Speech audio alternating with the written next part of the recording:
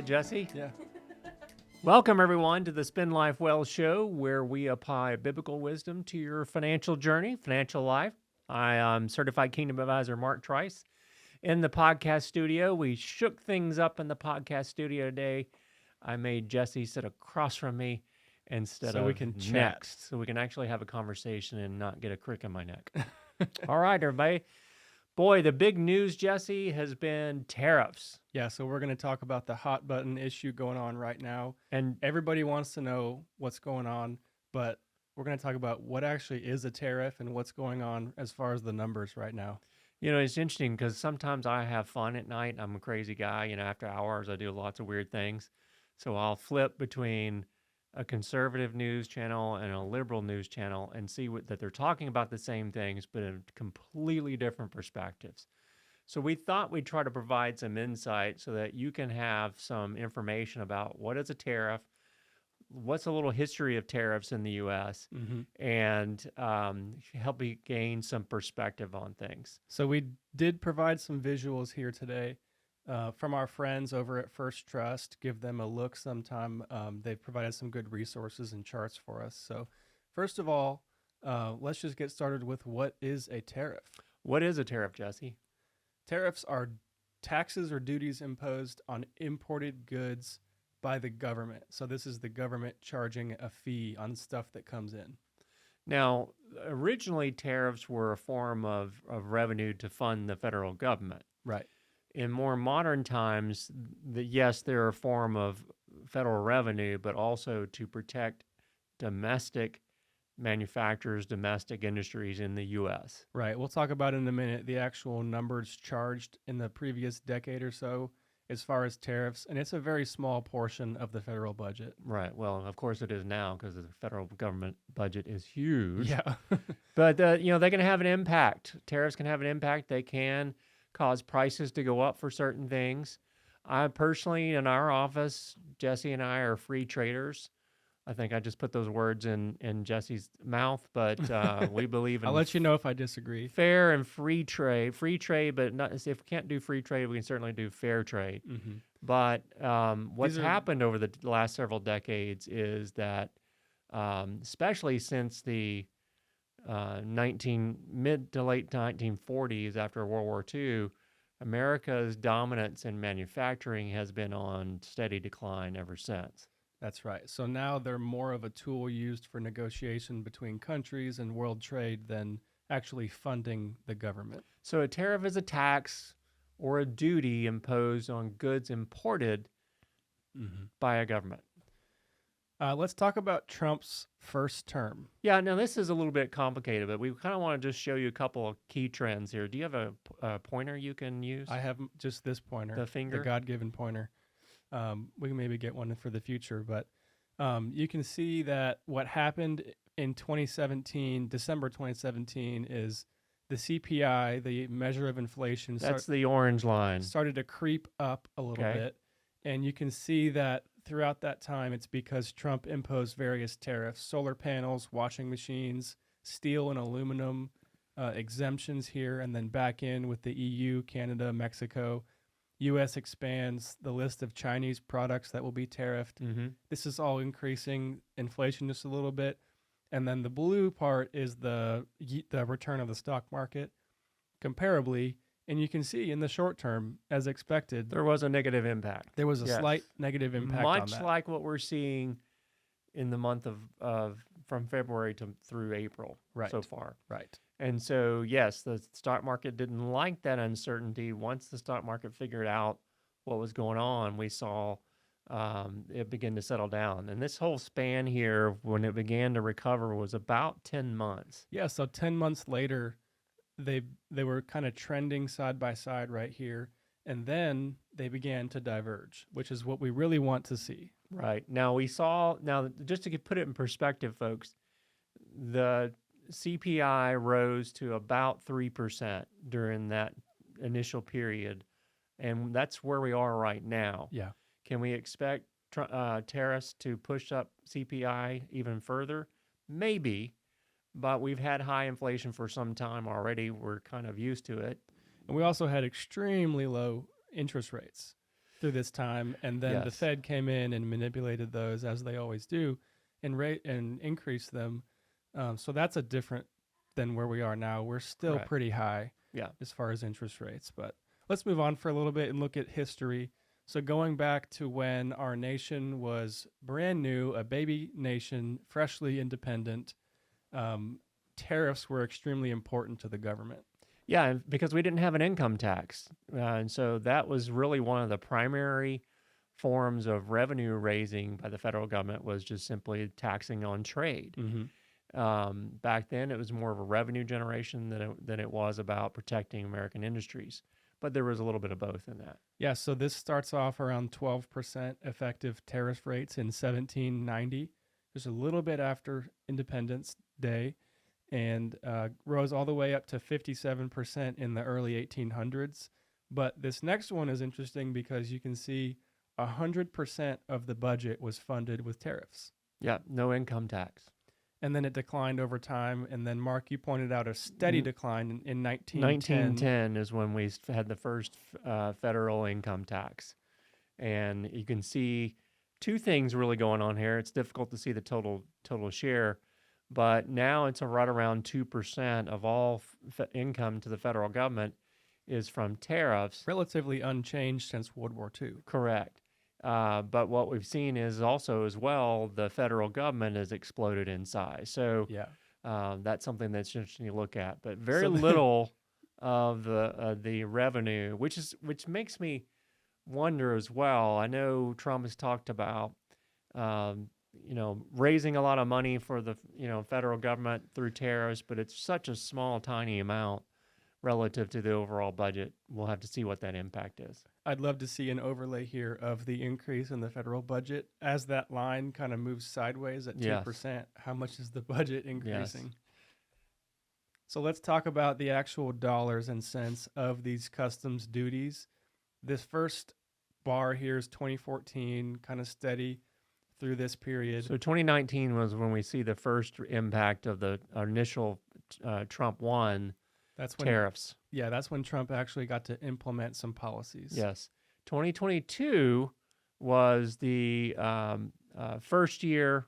Well, actually, that was the first year of Biden's full term here, and you see that tariffs actually went up during the Biden administration.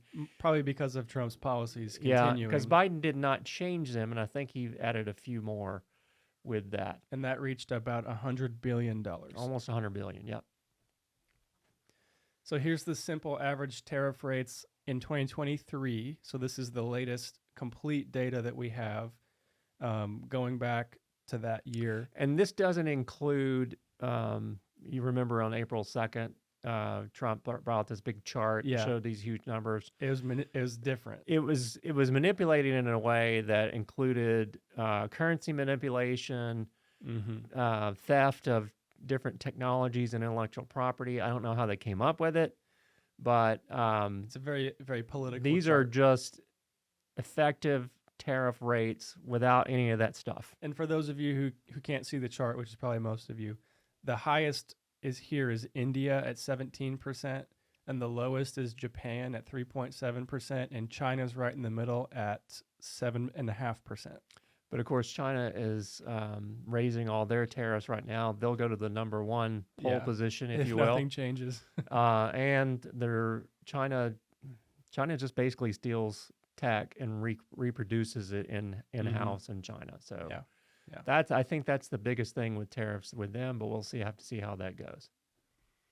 So who's really doing all the trading with different countries? Now, right now, we've got Canada to our north, we've got Mexico to our south, and you can see here that the yellow states, their primary trading partner is Mexico. No surprise here, Texas is at 40% of overall imports coming from Mexico.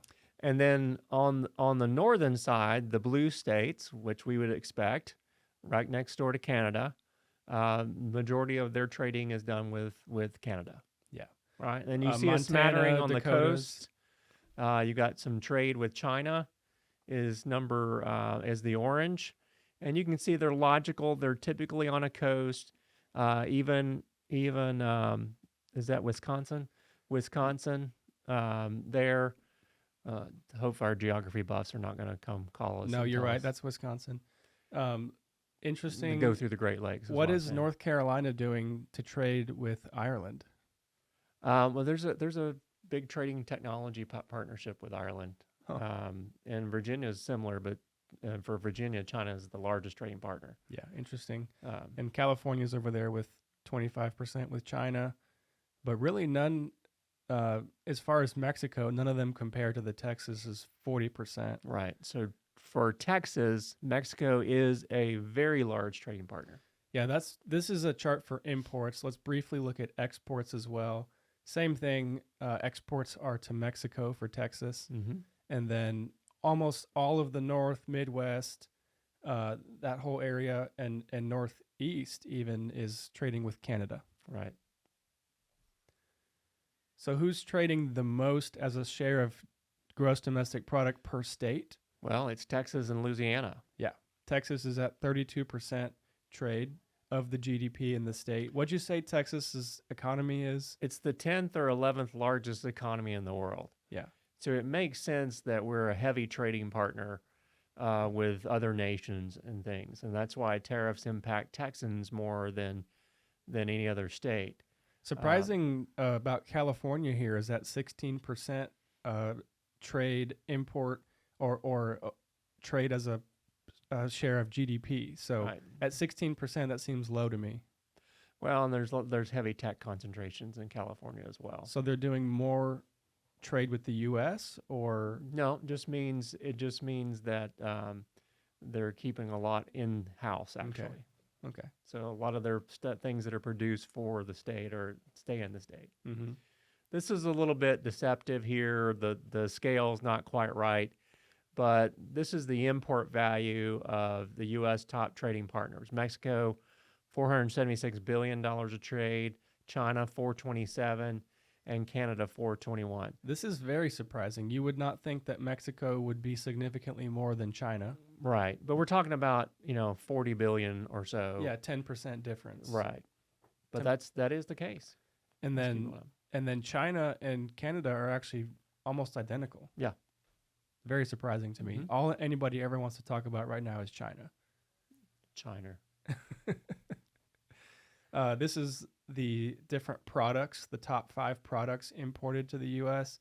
And it makes sense why people are so concerned with chips, phones, computers, and number 1 here being cars. Right, and the majority of that trade comes from Mexico, mainly because we are manufacturing a lot of parts Mm-hmm. for autos. We're doing final assembly for autos in Mexico. Yeah, my Ford truck was built in Mexico. Okay.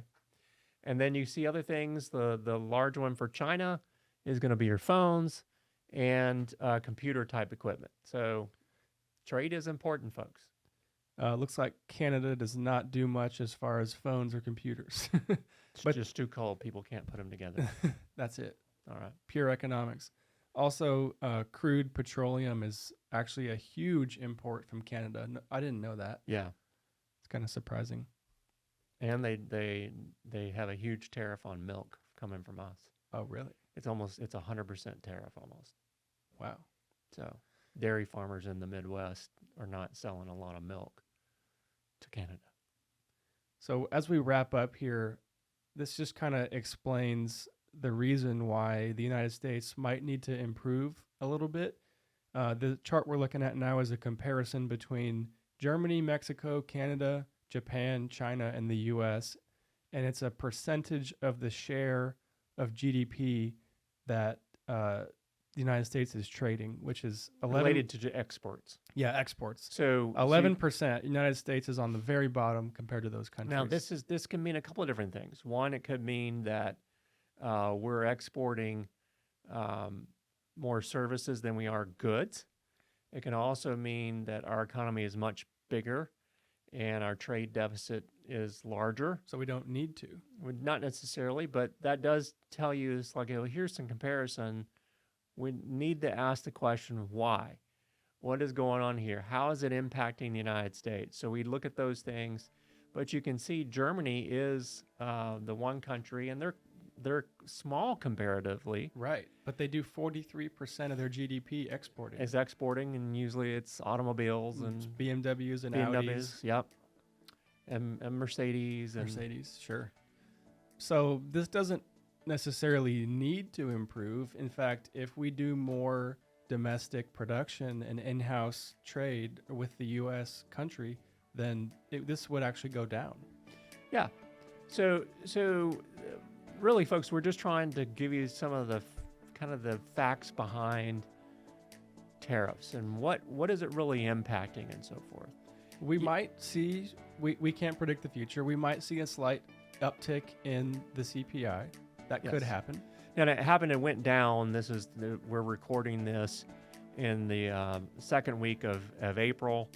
For the month of March, we saw CPI tick down. That was pre-tariff announcements. Yeah, pre-tariffs. It'd be very interesting to see what comes out this month. April and May will be telltale signs of what's really happening to the economy. And that's just going to add to the market volatility. Yes. We expect that. All right, folks, hang tight. Think about what your long-term strategic investment plan is.